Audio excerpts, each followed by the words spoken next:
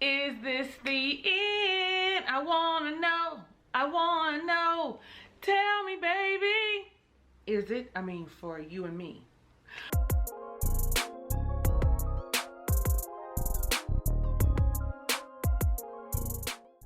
What's up? How you doing? Ray of Sunshines. I am your girl, Talisa Ray, lifestyle coach, and we are reviewing Married at First Sight, season 11, episode number 16. It is officially the last episode, minus the reunion. If this is your first time visiting my channel, do not let it be your last. Click the subscribe button and the notification bell. Become a ray of sunshine. So, it's D-Day, okay? It is time to determine, will they stay or will they go? Some of them, I was looking like, we all know who some of them is, and we'll get there momentarily. In the beginning, we're listening to their decision day confession cams. They're by themselves. People are nervous. People are excited, you know. And we have been on this journey together for 16 weeks.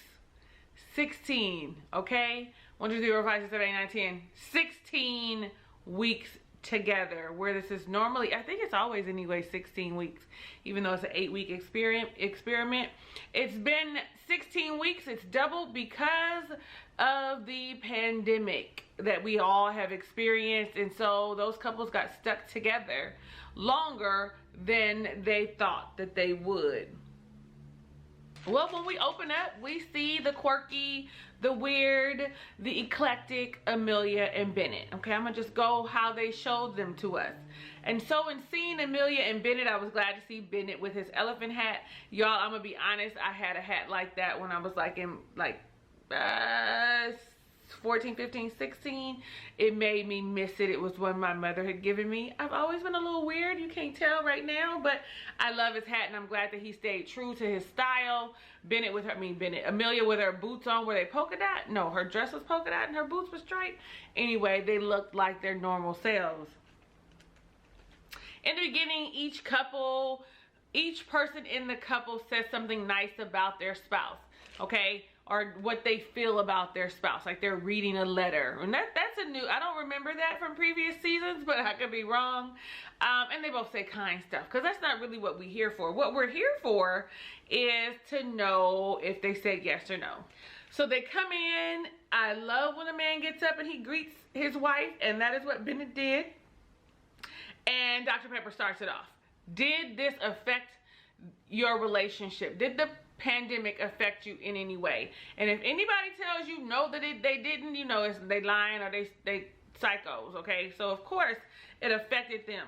Amelia said that she was lucky to be with Bennett during the quarantine. Like, it was a good choice, a good match. They were good together.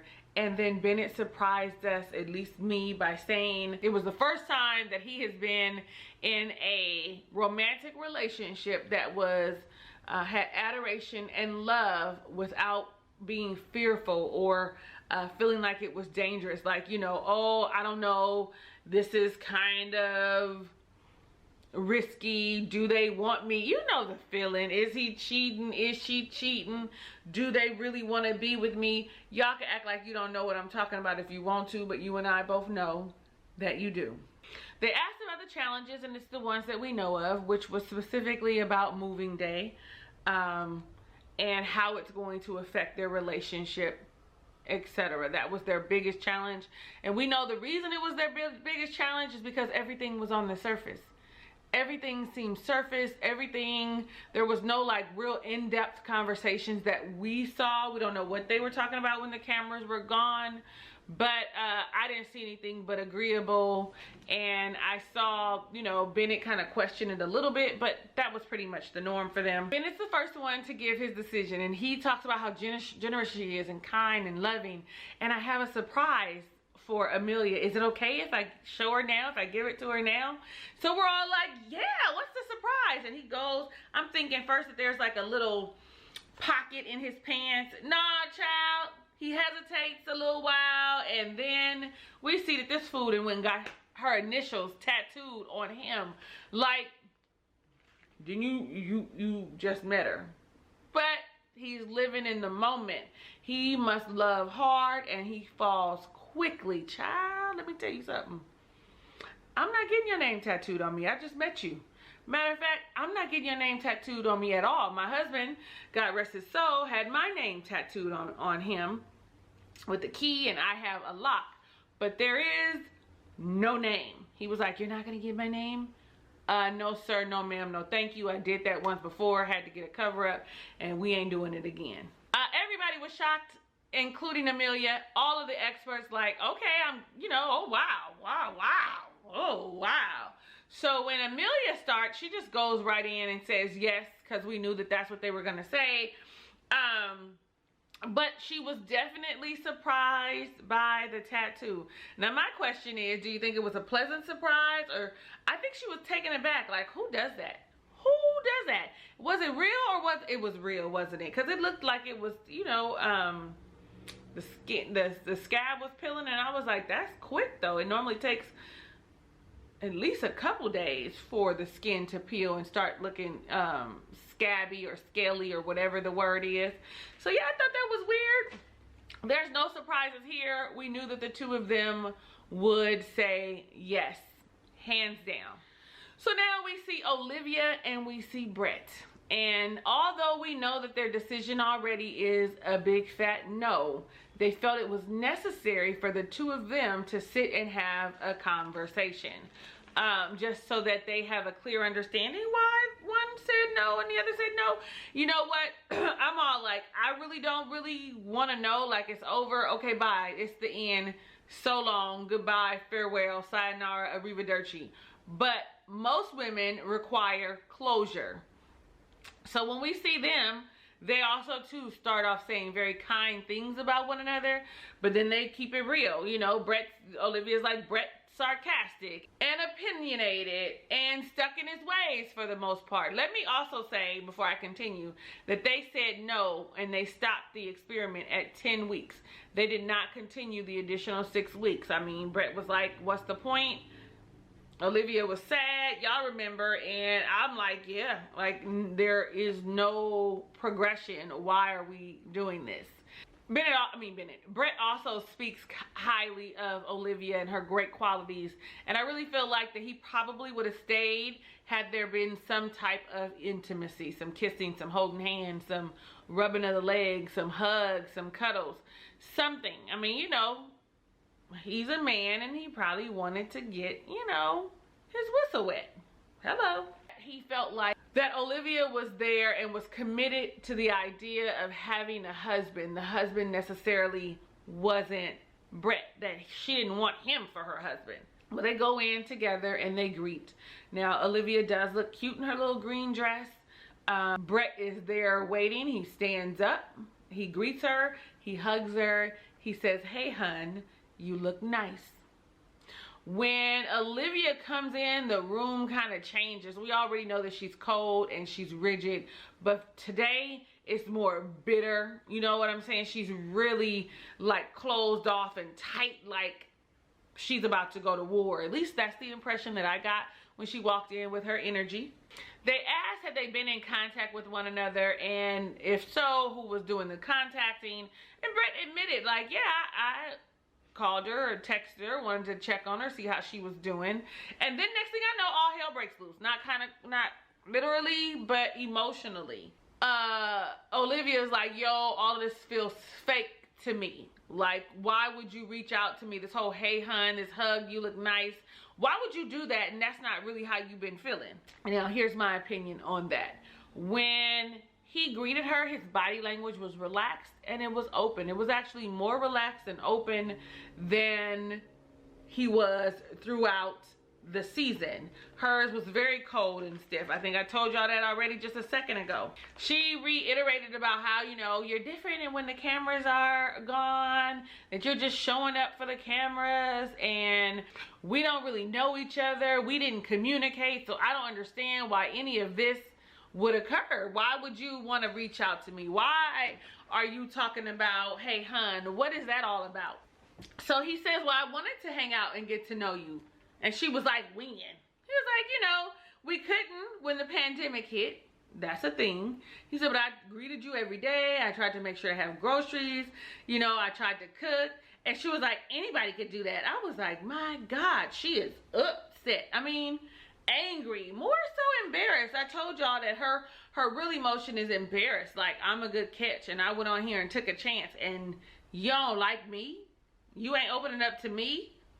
Pastor Cal pulls her card, and he just tells her, listen, I don't think that there's anything that he would say that would be good enough for you. Now, didn't I say that? I think about whatever it was they left, the week they left, or the week before they left. What did I say? I said that she wants him to answer in a specific way. He is not providing her the answer as she thinks, or as that she thinks is befitting. She keeps going back, like, oh, he's making excuses and blah, blah, blah. And Pastor Cal was like, okay, y'all, am I wrong? Like, is she? Like, waiting, like, wanting a response that he doesn't know he needs to provide? And that it should have been a conversation that should have been had. And he's feeling like, oh, you're damned if you do, damned if you don't, you know, and pretty much, though it's not the truth you want to hear, it's his, so you need to accept it. And I'm one of those people that want you to understand, just because I'm not giving you the answer that you think I should give you, it's still my answer. It's still how I feel. When Brett opened his mouth and said that he never felt safe and vulnerable and, you know, with the ability to open up because she was always so damn cold and rigid. And she said, well, I didn't feel like you were interested in me. We would be cuddling and stuff, and then you would get sarcastic, and then you're vain, always looking at yourself, and it was a total turn off to me. And so I never wanted to go further. I mean, granted, if we did have intimacy, maybe things would have been differently. Now, I don't know if y'all saw it and heard it like I did. He took responsibility. He apologized for the way he communicates. Something that he didn't have to do, but he did. And I admire that. The fact that he realizes, you know what, I'm not the best communicator. I didn't tell you what I needed, and I should have. And the experts are saying to her, and you should have said to him, I don't like when you do this. These conversations should have been had. And when he apologized saying, you know, I know that one day you're going to make someone a good wife, just not me, and I hope that we could be friends. And again, cold and rigid. Why would we want to be friends? We weren't friends. We had all that time to be friends before, and you didn't want to be my friend. Now, here's what I thought. I thought that the experts found a fine time to provide them assistance. Had they come in earlier in week 4 even, right? Week 4, week 5, before we even, right when we went to the, you know, pandemic, or they reached out to them or something and helped them figure out how to communicate, they might have been in a different place. They did them a disservice, and they did all of the couples a disservice. Even the ones that have said yes and seem to be doing well, they did them a disservice by not being there to provide some guidance. These are two people who have never been married, who are single, and then boom, we throw them together. I still have not changed my mind about them. I'm glad that they both continue to say no. I mean, it would have been foolish for somebody to say yes. But I'm hoping that she's watching this and noticing that it wasn't all him. Like you see in her confessionals that she says, oh, I know I played some part. But you did not take accountability for the part that you played. Not really. When they were talking, like it was big for me for him to apologize. It was big. And maybe it's just that, you know, Olivia really needs probably to just open up and socialize. Like hanging with the girls ain't it. She probably needs to go get on her a good app or something so she can get accustomed to dating and how you treat people in dating. Anyway, it's already gonna be long, so let me stop talking. Let's keep going. Child, we see Karen and Miles. Karen and Miles. Let me say all the good stuff that I want to say first. I thought that Miles looked fucking good. You hear me? He looked dapper. His suit was tailored to his body. Like, I was like, come through. If you was only a little bit older, holla at me. But you in your 20s and I'm in my 40s. My son is damn near your age. What I look like? Child, but I could look like, yes. I absolutely loved her look as well. I love that orange dress.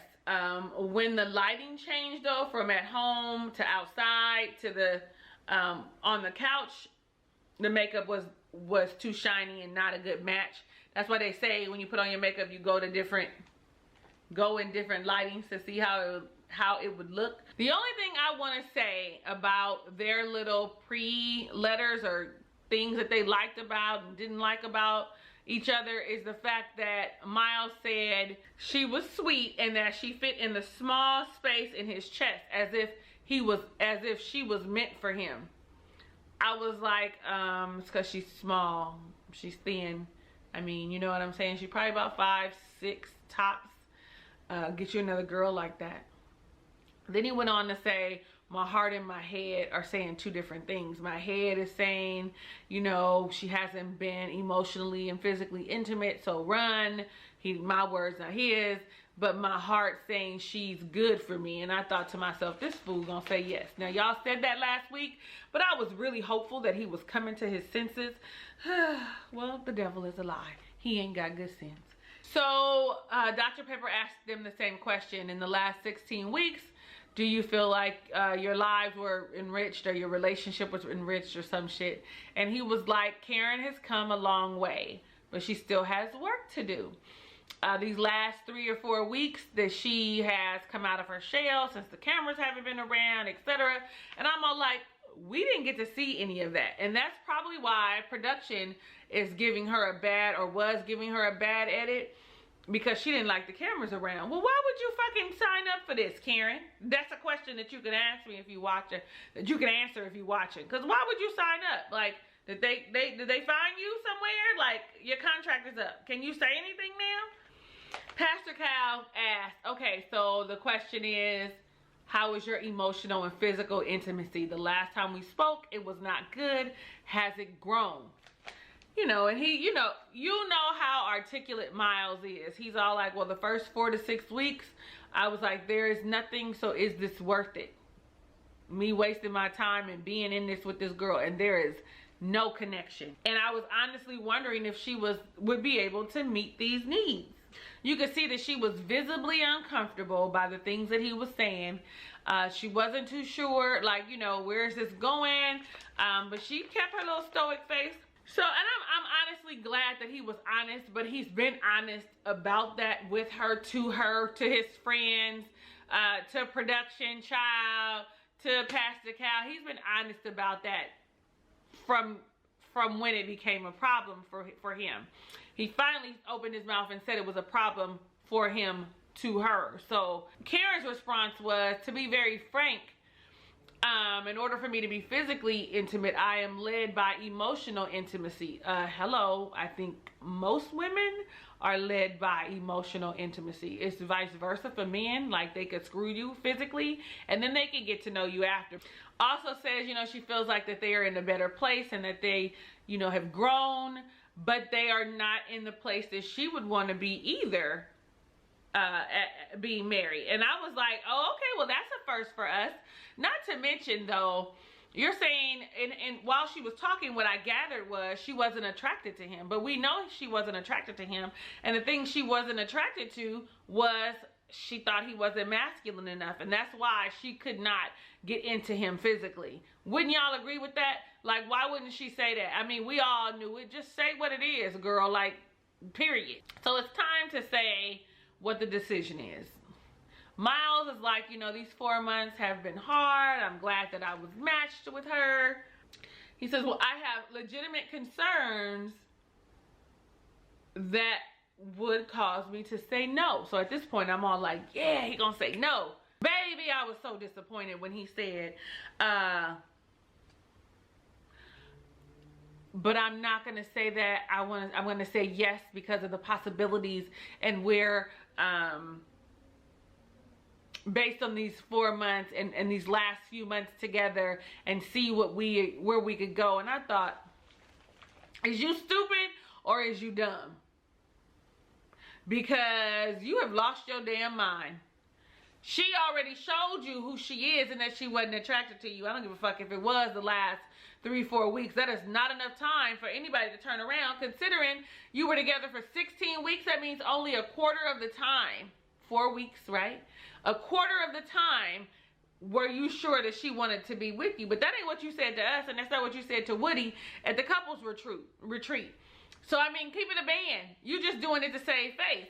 I was really hoping that in that long pregnant pause that Karen was giving, that she was going to bust his bubble and say no to, but nah, she was just as silly. Talked about how generous he is and that she wants to stay married to him. I was annoyed as fuck. I was like, both of y'all stupid. Did y'all have a conversation to say, we're both going to say yes? Okay, we're both going to say yes. We're both going to save face. That way we can see, you know, we've grown so much and this is the best thing for us collectively.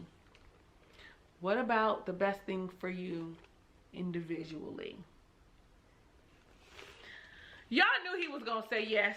I was shocked that she would say yes, though. Honestly, I thought she would just say no. And it felt like she was going to say no, but didn't want to hurt his feelings.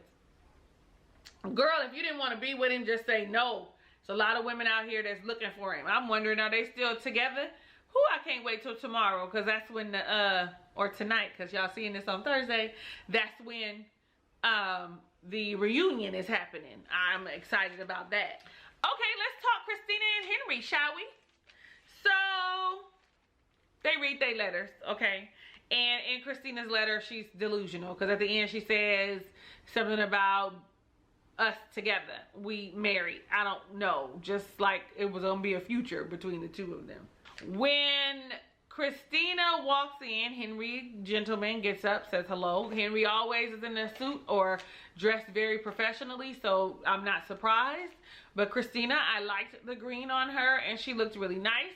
She looked like she had some really good rest and had been taking her meds for a few days because she seemed like she was balanced and in a good place. Pastor Cal asked, how did you feel about this marriage? Christina, I wish we would have clicked better romantically. I think he probably would have too, but when you showed that you were impatient and unkind, he was like, I'm out. Let me say this, back to Karen and Miles. Remember at the beginning, they reminded us that she said never when it came to sex, okay? I just had to say that. I had to just bring that back. Like, no wonder they didn't ever have, he didn't believe her. She had already put that out there in the atmosphere, and it came back, did not come back void. They have not had sex, okay? Anyway, okay, back to Christina and Henry. Henry just comes out and he's all like, you know what, she's dishonest. She kept having different excuses. And then the topping, the cherry on top was the fact that she said she got a text message talking about I was gay in a same-sex side sexual affair. Same-sex affair. Because they married, so he would have technically been cheating on her if he was. All the experts were shocked at that and were like, well, when she got to explaining, like, no, that's not what I said. I didn't think you were gay. Like, it was just like, I was just like, oh Lord, child, this is messy, and it should have been, the conversation should have been had, and it should have been resolved. He talked about how she said she was holding it over his head. She said, no, I never said that. Like, her face got all distorted and whatnot. I never said that. I wasn't gonna hold it over your head. I don't know which one of them experts that asked him, did you see the text message?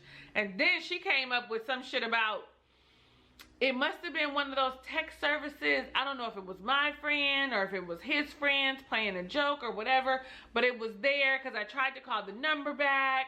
But I was like, oh child, this is not getting better. It's getting worse. And if it was still one of those text services that people use, you know, when you being sneaky and manipulative and conniving, you still should have been able to show him that.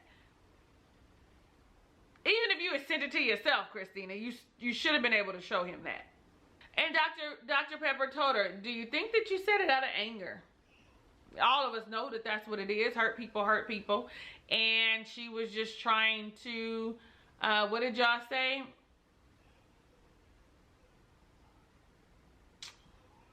Y'all didn't say belittle, but y'all said a different word. I can't think of it right now. But it was about his manhood because she felt bad. And we all know that to be true. Again, had the experts been around, they might have been able able to do better. They might have recovered from some of this shit. So Dr. Viviana asked about apologies, because if no one has there been any apologies, and nobody says anything. And she said, well, I'll take that as a no. If you guys had addressed this and somebody apologizes, it would have made, you know, would have healed things, and, you know, it would have progressed. I don't think so, because you emasculating, that's the word y'all use. You emasculating Henry by saying that he is same-sex. Not saying that gay men cannot be masculine. It was her trying to take his power and grab it for herself to make herself look good. So they both apologized, you know, and she apologized for saying that, you know, he was gay, and he apologizes because she said she felt unwanted and undesired, and so he apologized for that. But I mean, you really can't apologize if you're not attracted to somebody. But I'm glad that he did. He could have said something like, I apologize, you know, that things didn't work out, that we didn't have, you know, a better understanding, or I didn't communicate well. But if you didn't desire her and you didn't want her, why would you apologize for something that was true? You know what I mean? I don't know. Y'all let me know about that down below in the comments. So the decision comes, and Henry says, there were too many things done that I cannot look past, so I want to get a divorce. I believe Christina would have said yes had he said yes. And she was complimentary, and agreed, and said she felt blindsided later on by the conversation. And why wouldn't he say something to her about the whole text messages? Well, he thinks you're a liar, so why would he say anything? Anybody, why would he say anything? So, our last couple, Amani and Woody, okay? Woody and that pinky ring child, it's a no. I understand, you know, having your own style and all of that, but that pinky ring, that rhinestone pinky ring, was a no for me. I guess you could deal with the little metallic, silver metallic shoes, but I was like, okay. Like, no, why didn't you go with Miles and get you a full suit tailored to you, and then who cares what shoes you would have put on, because the suit would have been tailored. I don't know, maybe that suit was tailored and I was just distracted because it felt like a lot. Amani didn't mind. Honey, when she saw her husband, she was happy. He was happy. Her little black dress was cute. Her curls was popping in her hair. I was like, yes ma'am, come on girl, yes ma'am. I do want to say is though, when he was talking about her in his letter, all of his first compliments were about her physicality. You know, she's beautiful, chocolate skin, she's stylish, she makes my flesh weak. He then went on to say other things, but I thought everybody else were talking about people's character. Now, Dr. Pepper asked them, how do you think of love now that you've gone through this process, because you guys have been saying I love you now for a little while? How do you view love now? He said, originally I thought about it as a thing or a being or a person, and now I understand that it's more routines and security and safety. I want you to know that Woody always makes me cry. It always feels genuine from a good place, even if later on we find out it's something different. I feel like these emotions are true. It's hard for a man just to be crying on TV like that. Like, if you had probably been in the room, you would have felt it. At least that's how I see. And I was moved by it. Bonnie just goes on to say, you know what, I now understand that it could be unconditional. I never thought that before. I never thought that, you know, it was a real thing. But unconditional love is possible. I wrote down the question as, does love change you? But I think it might have been, did love change you? Or, anyway, his response, Woody's response was,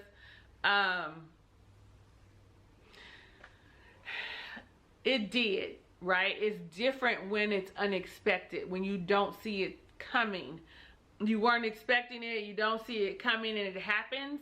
It definitely changes you. I mean, pretty much he was saying I wasn't expecting to see it so soon. Like, I was all in, but I wasn't expecting to connect like we did. Amani said it's changed her where she now knows that there's so much more to life, that it's changed her perspective about the things that she could get and what she could do. Now, I'm going to agree with Pastor Cal. People do need to see love, specifically black love. And in this moment, I feel like the both of them love one another. So it's time for the decision. And he says her whole name, Amani Rashid Smith. My life, I would be heartbroken if you were not in my life. So of course I want to stay married to you. I was like, and Amani, like y'all said, was joking, talking about I want a divorce, but then went ahead and agreed that she too wanted to be married. Now listen, we knew that they were going to stay married. They were too connected not to. The next day, all the couples meet in the courtyard of the apartment, and they just, you know, find out who stayed together, who didn't, etc. All the couples showed up. One thing I was glad to see is that Amani and Woody, when they asked what does the future hold for you, once he told them, it was a given. They were like, you know, house, the kids, blah blah blah. And I was glad that they said that they were going to hold off on kids for about 1.5 years, 2 years. At least enjoy each other's time for a little while. I understand that they're in their late 20s, but you still got time, child. You're not at risk until you're 35. Like us, though they didn't say it, everybody's shocked that Miles and Karen stayed together. Like it was silence. I saw Woody like hold his head down, and really that to me said, boy, you done lost your mind. Because I'm afraid that Karen might be just as, I don't know, distant in the bed as she is outside. But then again, she could be a whole closet freak. Amelia and Bennett, they shared the tattoo and everybody was shocked. Olivia and Brett. Amelia had asked, what did you learn from this experience? And so, or what did you gain? Or what was your favorite part? And Olivia's like, oh, I met all of you, blah, blah, blah. And then Brett says, I got out of my comfort zone. I did something that I wouldn't normally do. Olivia makes a comment like, this is the most emotion that I've seen you say in a long time. And she was like, most you've opened up. And he was like, you have to ask the questions. And Amani, he was like, you need to ask the good questions. And I keep thinking, Amani, just mind your business. Stay out of theirs. I know your relationship is going great, but you aren't the expert at it. Because in the diary cam, she said that she hopes that when Brett sees this, that he can take accountability or responsibility because he doesn't. But you weren't in their decision day, in their time, because he did take accountability. He did take responsibility for the part that he played. You might want to talk to your girl about taking responsibility for the part that she played. But, you know, like y'all said, they just met or whatever, so she's just going by what Olivia told her. Well, she gonna see otherwise when she watching. I said that Christina does really well and speaks really well in front of people. And then they decorate Amelia and Bennett's car for their travels to Virginia, you know, happily married or something like that on the back of the car. So everything turned out the way we thought. Amelia and Bennett, Amani and Woody, yes, right? Christina and Henry, Olivia and Brett, no. Like, those are the things that we were saying from the beginning. And then I might have been a little on the fence about Olivia and Brett, I think, at one point. But eventually I was like, they were going to be no. And then Karen and Miles, their whole yes. We knew they were going to say it. And we also said that that would be a bad decision on his part. Hell, a bad decision on her part, too, if you're being honest. Especially if you don't like him. Why say yes to somebody that you're not into? Now, later on today is the finale episode. Thursday, October 29th. Thursday, October 29th is the reunion special. So I'm going to watch it. I'm going to upload it. I'm hoping that you guys catch it because it looked like it's a mess going on. Like, there's trouble in paradise for Amelia and Bennett, for Amani and Woody, for Karen and Miles, honey. And then, you know, the other set of people, they already had trouble. But the biggest things for me were, are Karen and Miles still together? Because he did say it was more of the same thing once they stopped taping. And then what the fuck is the secret that Woody has to share with Amani? Y'all, he He had a girlfriend. Is she pregnant? Is she about to have, what is the scandal? Because he's squirming in this seat and shit. I'm looking like, ooh, child. What is it? I need to know. Like, hurry up and come on so I can watch it and record it and we can talk about that. Anyway, I am your girl, Talisa Ray. Thank you so much for watching my review of Married at First Sight, Season 11, episode number 16. If it is your first time visiting my channel, do not get out of here without clicking the subscribe button to become a ray of sunshine. Also, you want to click the notification bell so you can be alerted of the videos I upload going forward. Y'all, I'm reviewing Ready to Love, Season 3, all them black people. Y'all come on back and watch that. And then, for the algorithm, give me a thumbs up. Share it with your friends. Say, check this girl out. She kind of crazy, but she cool, right? Her hair always changing, but I like her, right? Last but not least, I love you in real life, and I want every good thing God has in store for you, even if you don't know what that is for yourself. Hugs and kisses and lots of love. I'll catch you on the next review. One more time. One more for the one time.